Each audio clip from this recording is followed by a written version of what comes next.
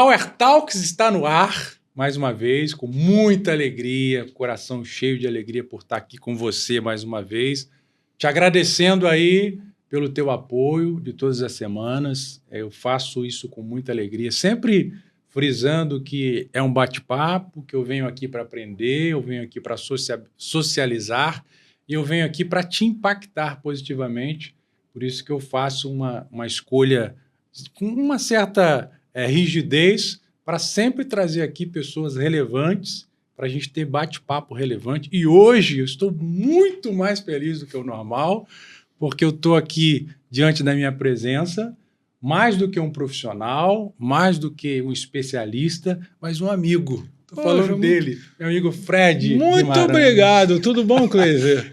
Muito obrigado pelo convite. Para mim é uma honra estar aqui. Você foi, como sempre, é um homem muito querido. Você é um homem muito, assim, como é que eu vou dizer? Fiquei emocionado, fico até fora até as palavras. Você é um homem tão carinhoso, assim, e se referir assim ao convidado, a mim, no caso, convidado aqui do seu podcast. Pô, fiquei até sem palavras. Poxa, mas, muito obrigado. Eu estou sendo muito sincero. Há bastante tempo que eu queria te trazer aqui, né? E nada acontece por acaso. Eu não acredito no acaso. Não, o acaso não existe. O acaso não existe, literalmente. E o fato da gente estar mais próximo, de saber dos teus projetos, de saber o que você está fazendo, de saber que você está crescendo e muito. Assim eu espero estar crescendo, estar numa trajetória de crescimento, sem esquecer, principalmente, do chão de onde eu vim. Exato. É sobre isso que eu quero começar falando. Eu te conheço, não tanto quanto gostaria, mas talvez o nosso amigo ali não conhece, então eu queria começar. Eu sei que é difícil a gente falar da gente mesmo, né? É complicado. Mas se apresenta para esse cara aqui. Diga, gente, o cara é engenheiro, o cara é mestre, o cara é doutorando. E, além de tudo isso, é meu amigo. Fala pra esse cara quem é você. O que para mim é o maior prazer, acho que é o maior, se tiver um título, o maior título é eu ter esse homem aqui como o meu grande amigo. Eu tá vendo como é que ele é? Não, como é que eu vou me apresentar? Que assim, legal, né, cara? Sou engenheiro, minha formação de graduação em engenharia elétrica, com ênfase em sistemas elétricos de potência. Fiz algumas pós-graduações, tanto na área de administração, computação e a parte de engenharia. Fiz um mestrado, que depois, daqui a pouco, eu vou comentar a respeito sobre como foi a questão de fazer um mestrado em ciência e tecnologia nuclear. E agora eu estou tendo o prazer de ser doutorando de planejamento energético. Doutorando de planejamento energético. Isso aí realmente me impactou um pouco, principalmente porque a gente está vivendo um momento atípico, né? No Brasil e no mundo, né? Há um tempo atrás, um dos meus convidados falou a respeito de apagão, não apenas na questão elétrica, mas também na própria questão da internet.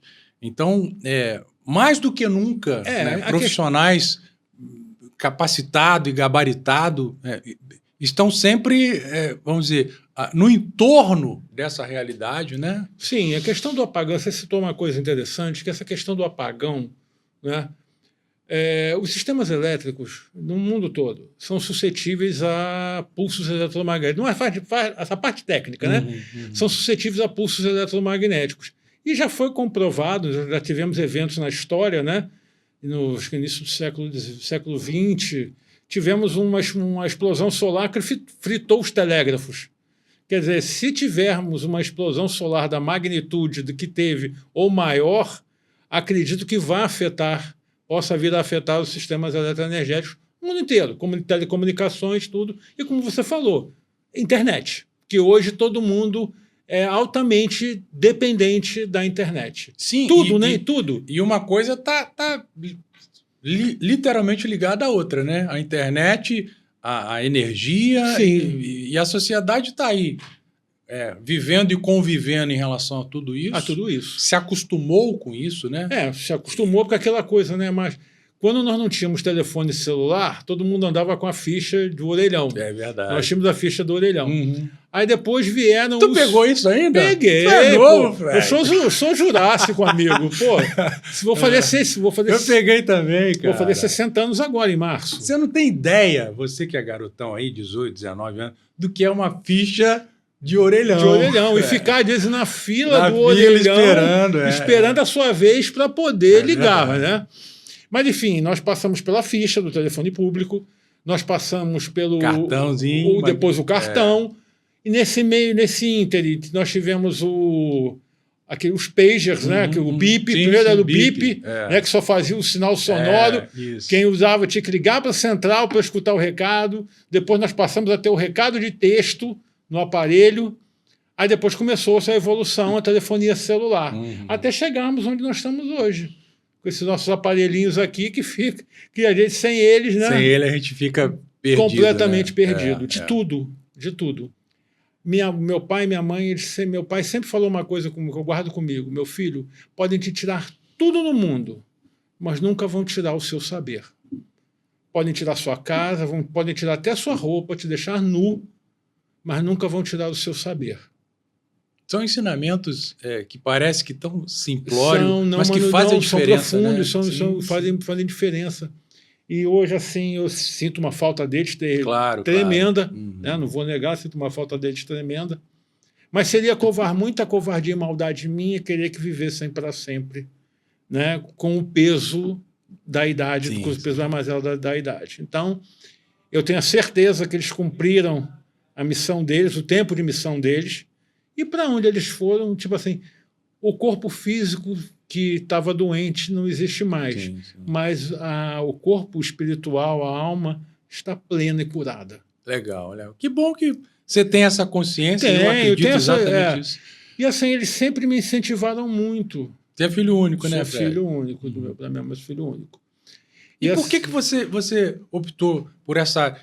Eu confesso que eu acho muito bacana. Essas 3 áreas principais, engenharia, direito, né, e medicina. São 3 áreas que eu acho que são mais do que profissões. É uma missão de vida. Até porque você... Toda profissão é uma missão de vida. Eu tinha uma tia-avó, chamada de vó Alzira.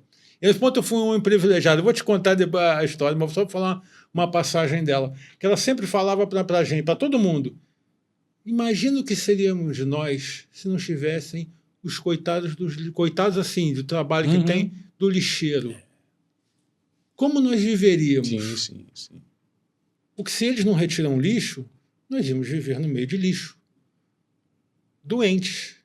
E eles estão lá fazendo o trabalho deles, o sacrifício deles, em prol de um coletivo. Não é? Toda profissão tem um fundo de coletivo. Sim. Eu acredito, eu penso assim. Pode ter gente que pensa diferente. O contraditório é bom, dependendo do contraditório é bom. Mas a engenharia, ela é uma missão de vida, mais do que profissão, na minha concepção. Que tudo ao nosso redor, de certa forma, tem o impacto do engenheiro, cara. Eu acho isso incrível. Tudo. Eu acredito que sim. Tudo principalmente tem um dessa tua área, né? Energia elétrica. Energia elétrica. Cara, é algo muito novo, 100 anos, 110 anos. Mas o que seria de nós no século XXI... Sem energia elétrica. Quando acaba a energia, a nossa vida vira um caos. Eu acredito que 24 horas você já está com problema, 2 dias, 3 dias... Não, 3. Se você tiver hoje, assim, eu penso assim, já li algumas coisas, algumas publicações, assim, sobre a questão do colapso social. Hoje, se nós tivermos um mundo, ficar sem energia, sem internet, sem nada, seria o colapso. Sim. Dependendo da quantidade de tempo, tem o colapso. Tem até filmes, né, que falam sobre isso, né? Tem um filme que foi, como eu gosto muito de cinema, você falou assim, você já me deu a deixa para poder citar para você aquele filme, O Dia que a Terra Parou.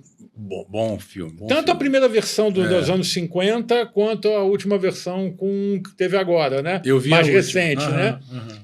Que a solução foi um apagão.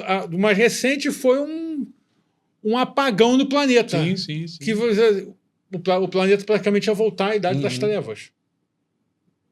Idade das Trevas, sem nada, sem energia, sem nada. Quer dizer, banco não funciona, telecomunicações não funcionam, e nada funciona. Então você voltaria à Idade das Trevas mesmo, Idade da Pedra, não sei. Mas você não escolheu... como é que diz assim, é um pensamento, né, eu acredito que seja um pensamento que nós não devemos descartar, Sim, mas também sim. não devemos, eu acho que também não devemos acreditar piamente nele, não, tá? Porque É porque tem muita coisa envolvida, tem muita né? coisa envolvida e nós sempre temos solução. O ser humano, ele sempre Sempre encontra, tem né? solução. Sabe aquele ditado? Todo mundo sabe quando o calo começa a É apertar, você verdade. começa a se mover para cá, se move para lá, para achar a solução. Então, Mas tudo não nós... foi por isso que você Não, escolheu. não, O que não. te levou à Olha, engenharia elétrica ou olha, é eletrônica? engraçado por isso, elétrica. Elétrica. É engraçado por isso, porque eu sempre, a parte de primeiro grau, eu sempre fui, não era ruim em matemática, não. Eu era sofrível. Sim, sim. Eu era abaixo do nível do ruim, eu era Uhum. sofrível. Mas eu me interessava por essa parte, eu tinha interesse disso. Uhum. E da onde eu estudava, o meu filho, na época, eu me lembro, foi no terceiro ano do segundo grau, último ano do segundo grau, nós fizemos teste vocacional. A turma toda fez teste vocacional. E foi avaliado por psicólogos e tudo, terapeutas educacionais e tudo, orientadores educacionais. E o meu teste vocacional deu a área tecnológica disparado. É mesmo? Deu disparado. Eu mesmo me surpreendi. Eu falei assim. Porque até então tu não tinha Não, nenhuma proximidade com isso. Não, assim, mas tinha pela leitura. Uhum. Por quê? Meus pais sempre me incentivaram, eles sempre me incentivaram muito. E esse eu tive o privilégio, nesse ponto foi um privilégio que eu tive de tê-los tido como pais, porque sempre foi assim, é uma enciclopédia, uma coleção de enciclopédia, que hoje ninguém sabe o que é, mas eu lia revista em quadrinhos, minha mãe sempre trazia, toda semana, trazia uns 2 ou 3 revistas em quadrinhos, da época da editora Bloch ainda, uns volumes pequenos assim, de história em quadrinhos, que era da Marvel, né, que tinha a licença da Marvel, Homem-Aranha, Capitão América, etc. Assim, eu lia muito e sempre fui incentivado a ler. A escola incentivou a ler também. Onde eu estudei também, nós tínhamos na disciplina de língua portuguesa, nós estudávamos tanto a parte de gramática quanto literatura. E depois que você toma o gosto, tu não quer parar, né? A minha experiência com leitura... não, você depois que começa... Não para mais. Não para mais. A minha experiência com leitura, eu agradeço, né? Por ser cristão, por ter nascido num lar cristão, eu já tinha muito contato com a leitura bíblica. Mas quando estava iniciando os estudos, né, aos 6, 7 anos, minha mãe me fez um desafio. Cara, foi um dos desafios mais relevantes que já fizeram para mim. Desafio de mãe, você sabe que é... Ela fez assim, olha só... É aquele desafio que você não tem como recusar. Todo livro que passarem para você ler, você vai ler. Mas vamos fazer o seguinte, eu vou ler e você vai ler e depois a gente vai conversar sobre o que foi lido. Falei, é mesmo? E era assim. Todo livro, eu lembro da coleção Vagalume, eram 12 livros. Eu li a coleção Vagalume, o melhor que eu li foi A Ilha Perdida. A Ilha Perdida, O Rapto do Menino Dourado. Escaravelho do Diabo. Cara, que legal! Perdão. Sim, claro. Então isso está se perdendo. Isso está se perdendo. Tá e ela lia comigo, Fred. Ela lia primeiro, depois me dava... Eu lia e a gente sentava e conversava sobre aquilo. E dessa forma eu fui me interessando mesmo pela leitura. Assim, sempre, por ter sido filho único, né? Então, aquela coisa assim de pais super protetores. Não os critico, não os estou criticando de forma alguma, mas pais super protetores. Então, aquela coisa, fica em casa. Então, como é que vai distrair aquele garoto? Eu tinha os brinquedos, mas tinha hora que o brinquedo não satisfazia, realmente não satisfazia. E esse gosto da leitura foi acontecendo, lendo revista em quadrinho, lendo gibi, né? O gibi em quadrinho, aquela coisa toda, e depois passando para livros com ilustração. Eu sempre tive desde pequeno. O primeiro livro que eu me lembro, que eu sei que eu li, assim, que eu adorei, foi A Ilha do Tesouro. Não me lembro, não me pergunta o nome do autor, que eu não vou lembrar agora, né? Mas eu gostei muito, foi o livro que eu gostei muito, foi o primeiro que eu gostei, realmente que eu gostei. Enfim, aquilo fiquei maravilhado. E depois minha mãe foi fazendo coleção da Disney, de histórias em quadrinhos, enciclopédia, eu tive Conhecer, eu tive o grande personagem da nossa história, os animais, né, falando sobre ciência. E quando eu comecei a ler alguma coisa, comecei a ler história em quadrinho, foi para ficção científica, alguma coisa de ficção científica, e os seriados da TV que também passavam, né? Viagem ao Fundo do Mar e outros tantos, que mostrava aquela questão da energia. E você perguntou de onde vem essa questão da energia. Aquilo me chamava muito a atenção. Energia nuclear, o que é aquilo. E ficou. E depois que eu fui lendo, fui crescendo, né? Isso era menor, mas lá por volta dos meus 11 anos, 12 anos, já fui lendo mais, tentando me aprofundar com o que se tinha disponível. Aquilo ficou um gosto. Eu falei assim, poxa, que legal isso. E foi passando. Terminei o 2º grau, vou fazer faculdade, falei, engenharia elétrica. Até porque o que me levou foi a parte da física, estudar física. A parte de física que eu mais gostei é eletricidade e magnetismo. Que eu me saí melhor também. Na eletricidade e magnetismo. Aí eu falei assim, vou juntar o útil ao agradável, né? Mas eu tive também um suporte de um tio meu, também já está digamos assim, no andar de cima, já com meus pais lá. Meu tio Márcio, ele era engenheiro eletrônico, então ele conversava muito comigo. Ele conversava bastante, falando. E a gente perguntava de profissão, do que fazia, o que não fazia. E ele era muito solícito, ele sempre foi muito solícito.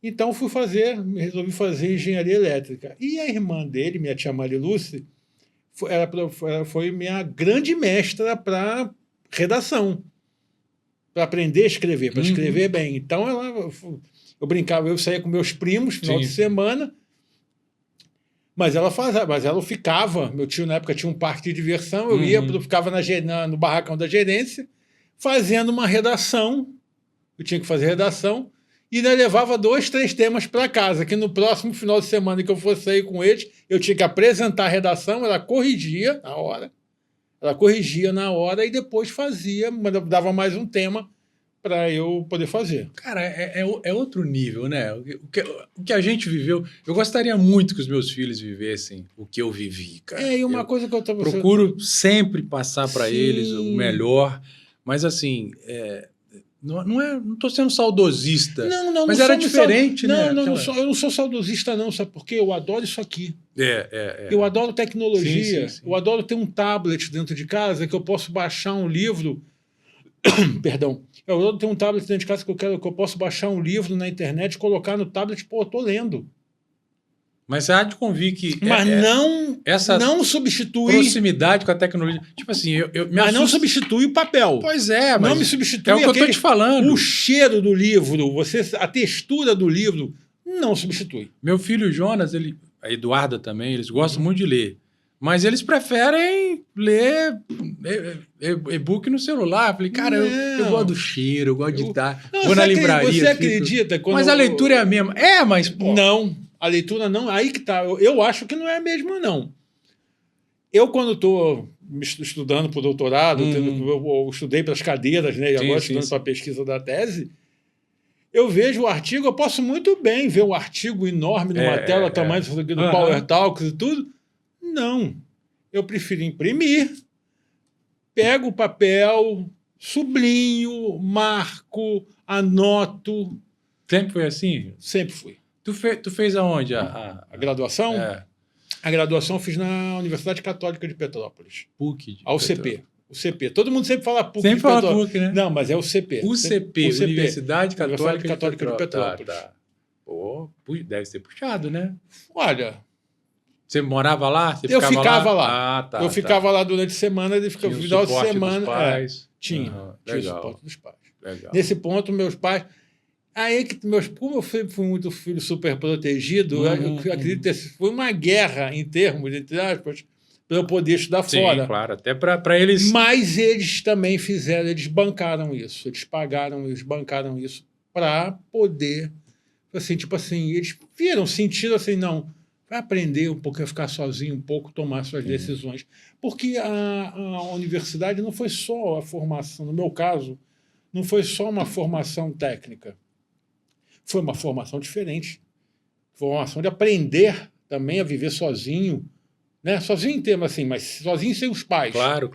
Né? Sozinho sem os pais e ter que se virar. Até Porque eu era aquela coisa, eu era o reizinho da casa, né? E até porque naquela época, você está falando o quê? De 30 anos atrás, atrás. que eu me formei há 30 anos atrás, 31. Vamos dizer assim, o relacionamento não tinha WhatsApp, não tinha telefone. Você falou de ficha de orelhão de e tal. orelhão, Então, não. esse contato, principalmente com os pais, que eu acredito que tua mãe era super protetora, Minha mãe não era meu pai mais ainda. Tão simples, né? Meu pai mais ainda. Eu cheguei a escutar de meu pai uma vez assim: filho, eu te amo tanto que você mesmo estando errado, eu estou a seu favor. Ai, que isso. Eu achava assim, eu fiquei assim, tá, pai, tá bom, obrigado, mas eu entendi a profundidade dele, do que ele quis dizer. Amor, ele, de uma certa maneira, ele me falou de um amor incondicional. Sim. Um amor incondicional. E assim ele tinha, minha mãe também. Uhum. Mas voltando assim, para eu também não me perder, porque eu acho que devo ter um TDA implantado em mim, que alguma coisa pum, sai do script. Nem script, sai do tema, assim, estava falando. Mas eu fiz, mas foi bom para mim. 5 anos a formação completa? A formação completa são 5 anos, mas eu não fiz 5 anos. Estendi. Uhum. Foi mais extenso. E o mercado, como é que é? É um mercado bem restrito, né? Olha, engenheiro. Olha assim, terminando assim, valeu para mim por experiência muita coisa, que acaba ajudando você a você tirar um pouco das barreiras e medos de você querer caminhar. Uhum. E você falando em questão de mercado de engenharia, hoje, nos dias de hoje, assim, o Brasil está enfrentando um grande problema, porque está faltando engenheiro, e está faltando mercado para engenheiro. Essa é a minha opinião. Está faltando mercado para engenheiro, porque fazem questão de denominar o engenheiro de outras formas para não... A verdade é para não pagar o que se deve por lei. Entendi. Mas isso eu também não vou entrar nessa questão, não é mérito meu, nem questão minha, tá? Mas assim, está faltando... E está faltando formação para engenheiro também. Está faltando formação para engenheiro.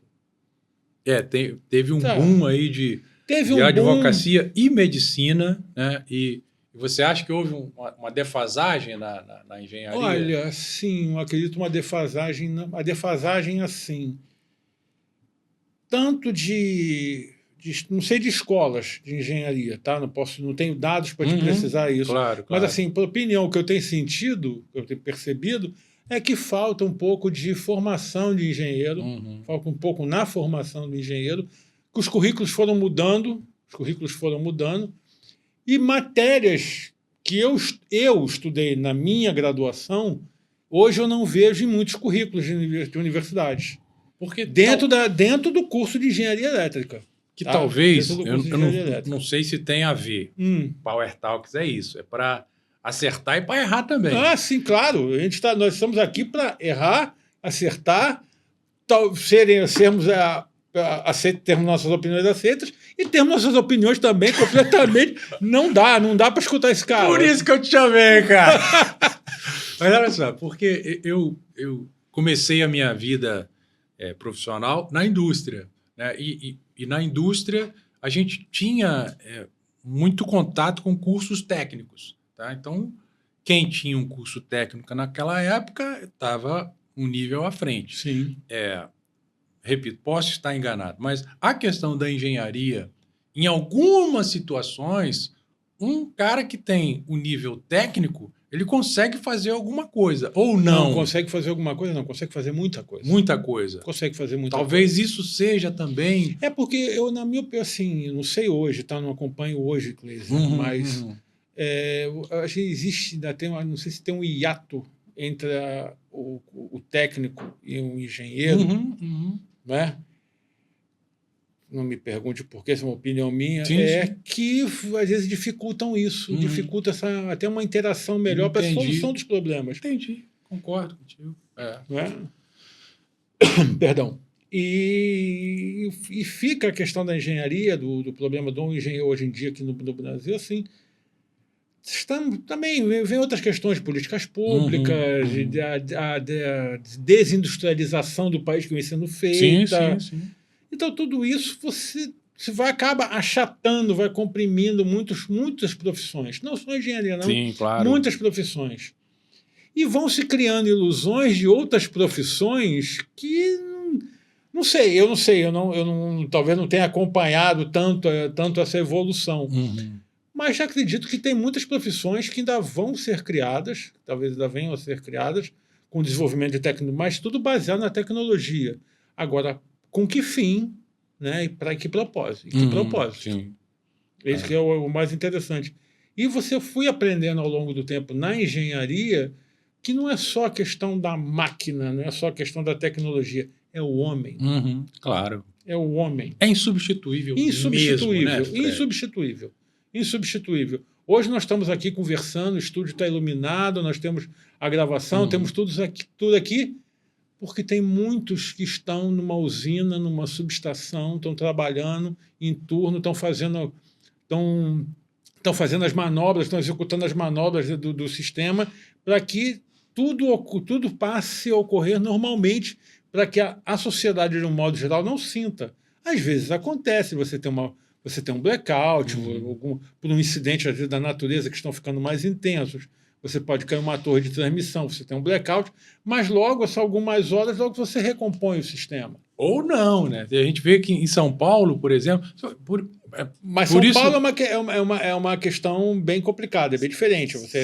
Eu falo que a nível na transmissão Brasil, não distribuição, né, de energia tipo Light aqui no Rio, a Enel do outro lado da ponte de Niterói. Mas o sistema não é o mesmo, né? O sistema nacional? O sistema nacional de transmissão, geração e transmissão. E aí? Que passa para as distribuidoras.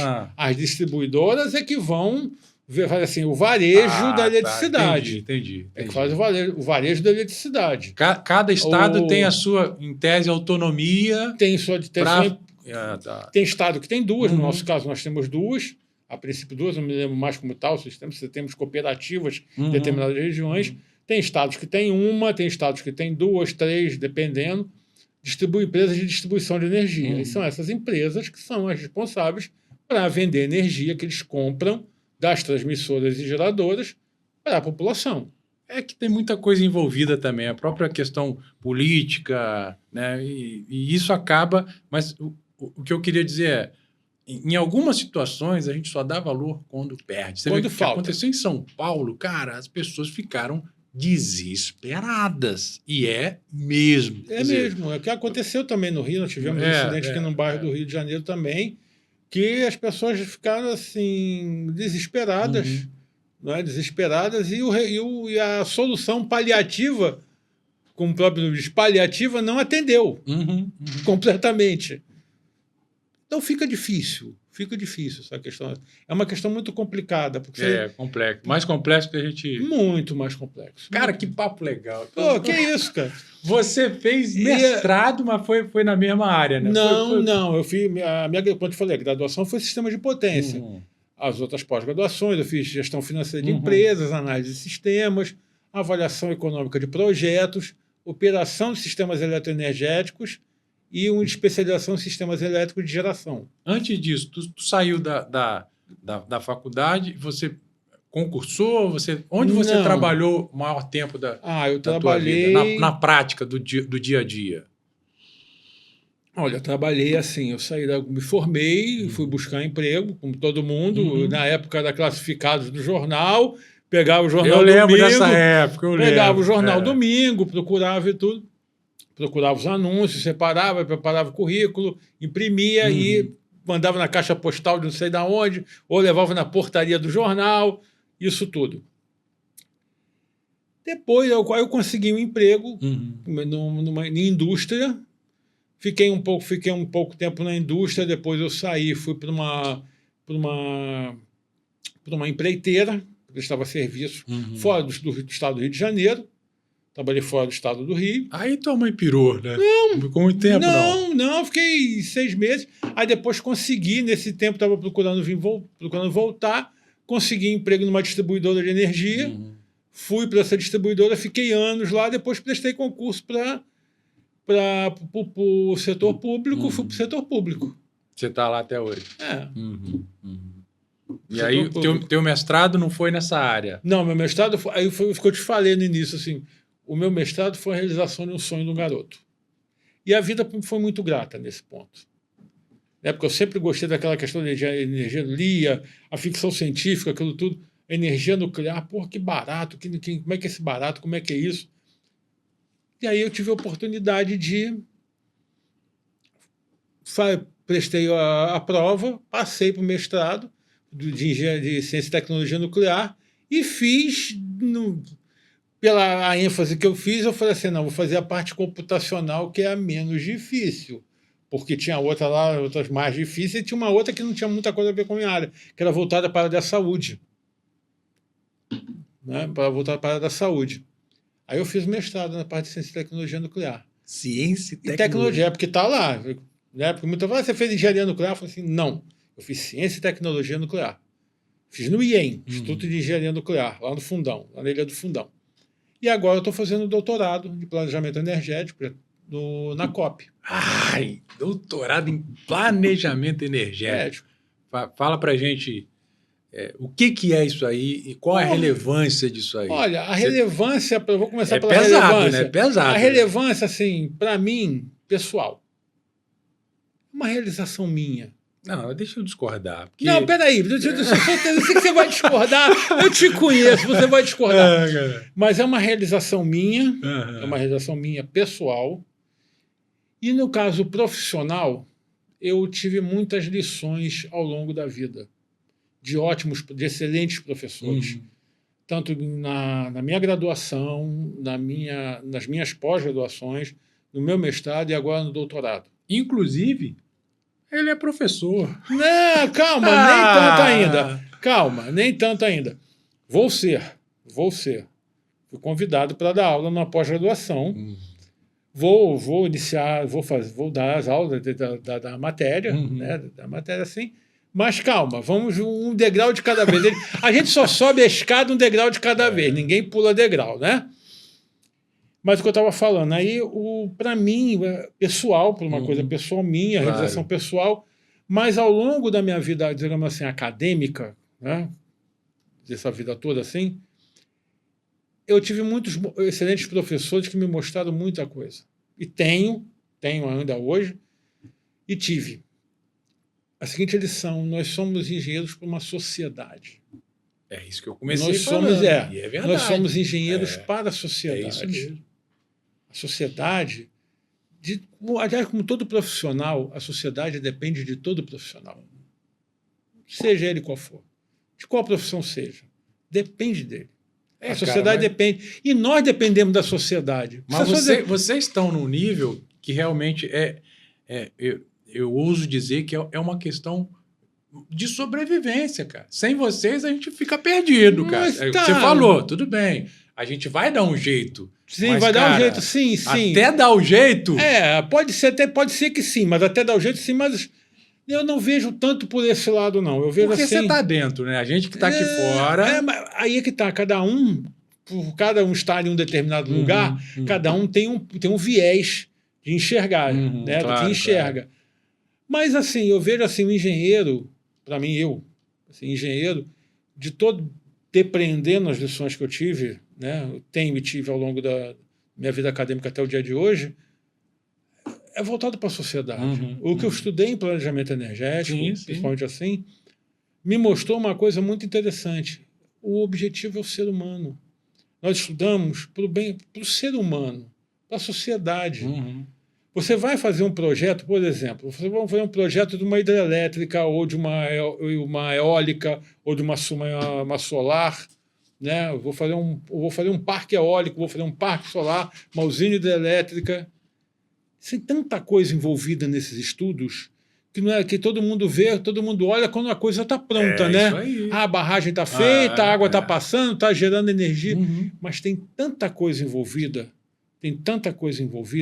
Em que muitas das vezes, quando se deixa de se estudar ou de se ver, enxergar alguma dessas partes, você tem problema. Por exemplo, no Nordeste brasileiro nós temos, infelizmente, alguns parques eólicos que estão influenciando as populações que são próximas, por ruído, sim, por sombreamento, aquele sombreamento de flicker, né? Que fica, acende, apaga, sombra e luz, sombra e luz. Isso afeta a saúde da pessoa. Rotas de pássaros, né?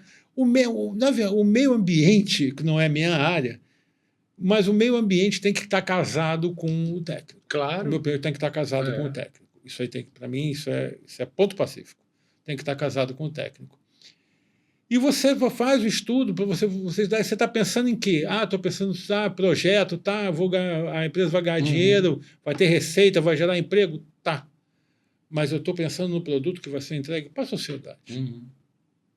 E é isso que o engenheiro tem que pensar quando eu estudei, eu fiz análise de projetos, justamente isso. Não é só você analisar uma taxa de retorno de um projeto, um tempo de retorno do que o projeto vai te dar durante o tempo que você tem de construção, quanto você vai ter de custo de operação e manutenção desse projeto.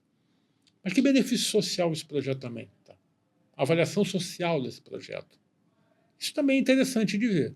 E como é o sistema brasileiro em relação a isso? Porque qual sistema que você está falando? Em relação a toda essa parte da própria energia elétrica. Sim. Tá. Porque, assim, o que eu entendo, né, como leigo, é que eu tenho a impressão de que o Brasil não leva muito a sério isso, cara. Olha, eu vou te falar uma coisa assim, não sei se o Brasil não leva a sério, eu não sei, tá? Pelo menos do Brasil de agora, porque a gente vê que os grandes projetos são antigos, pô. Sim. Ou seja... Só que os grandes projetos tiveram geraram também grandes prejuízos para outro lado, né? Tem outro lado, também tem outro lado. Por exemplo, fala-se muito de energia eólica. Mas pouca gente fala o que você acabou de falar aí. Não, será que a população realmente foi... porque eu vou trazer... Existem fora, não só no Brasil, fora do Brasil, dependendo do que for, não no meu jardim, não no meu quintal, not in my backyard. Sim.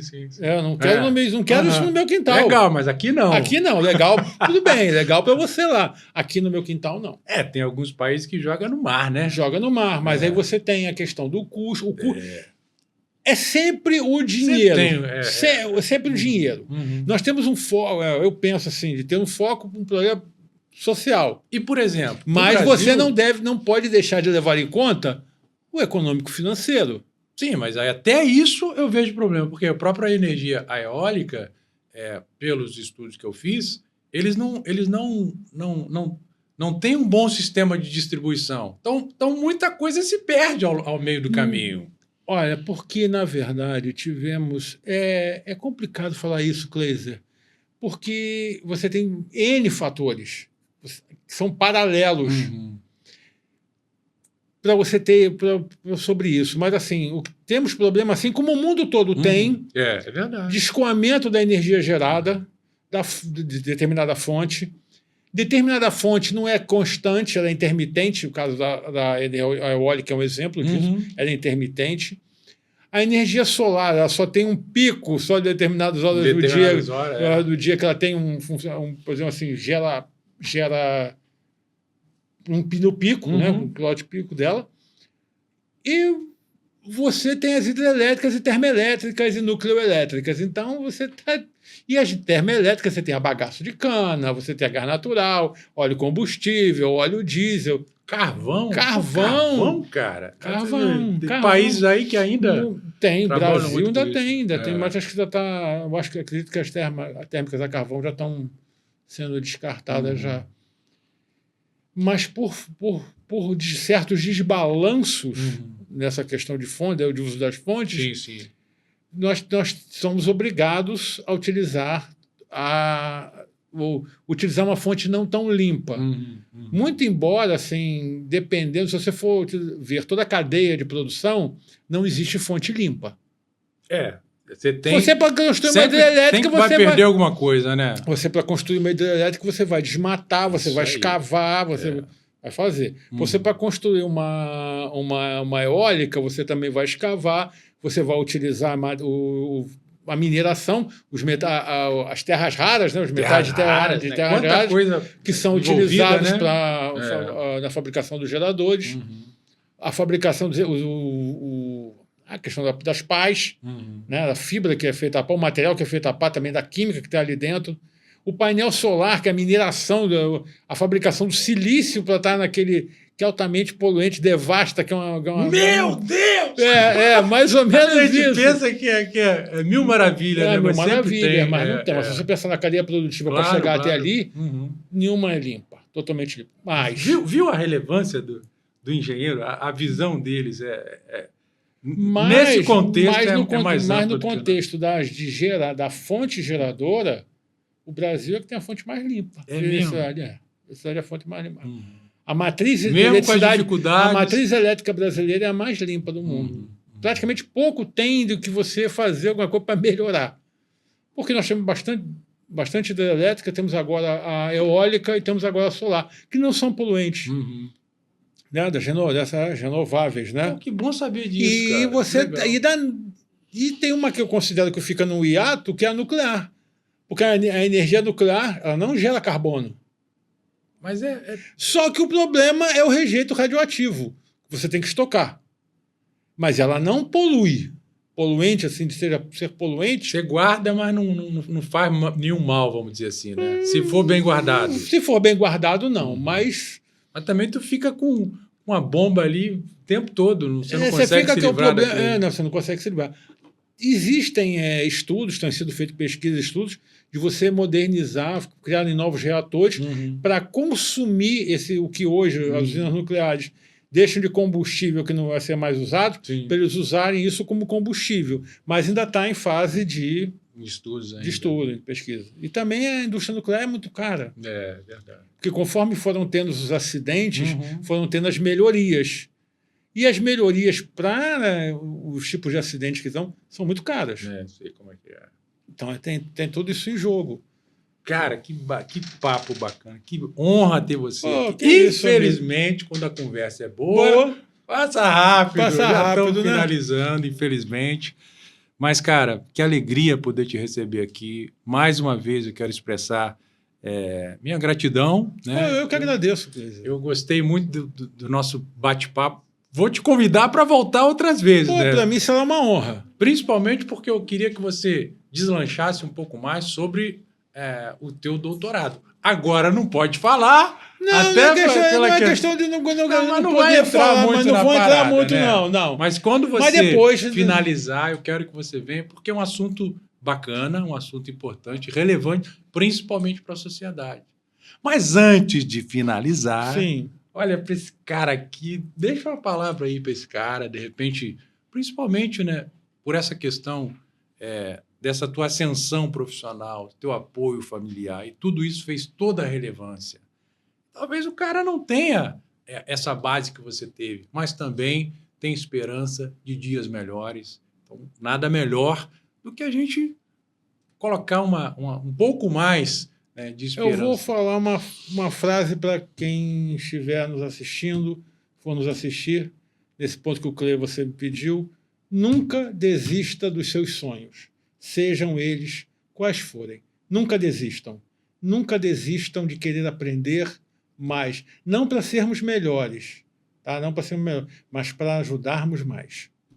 É muito legal o que ele falou, principalmente porque, na minha concepção, quem não sonha não merece viver. Né? E o sonho, eu sempre costumo dizer que à noite eu fecho os olhos e sonho, mas de manhã eu abro os olhos e transformo meus sonhos em realidade. Né? E desistir do sonho é a pior coisa que você pode fazer. Até porque tem muita vida pela frente, até porque nós temos muitas possibilidades, até porque as oportunidades estão aí exatamente para a gente alcançá-las, né? E o grande desafio, talvez, é transformar as adversidades em oportunidades. Justo. Foi isso que eu fiz e foi isso que esse cara aqui fez também. Meu irmão, muito obrigado pela oportunidade, muito obrigado mesmo. Foi a primeira vez que eu participo de um podcast. É mesmo? Que honra para mim. Que honra, poxa, para mim foi uma honra ter sido com você, o primeiro podcast. E confesso, cara, deu uma tremedeira. Pô, mas tu arrebentou, eu curti muito. Muito obrigado. Espero que você também tenha gostado. Power Talks é isso aí, é conversar, é aprender, socializar. Se você gostou, manda esse vídeo aí para pelo menos 100 pessoas. Eu te aguardo aqui semana que vem com mais um convidado relevante, com mais uma conversa agradável para crescimento, tanto para você, quanto para mim, quanto para eles. Ok? Combinado? Te aguardo aqui na próxima semana. Power Talks. Obrigado por tudo. Até lá.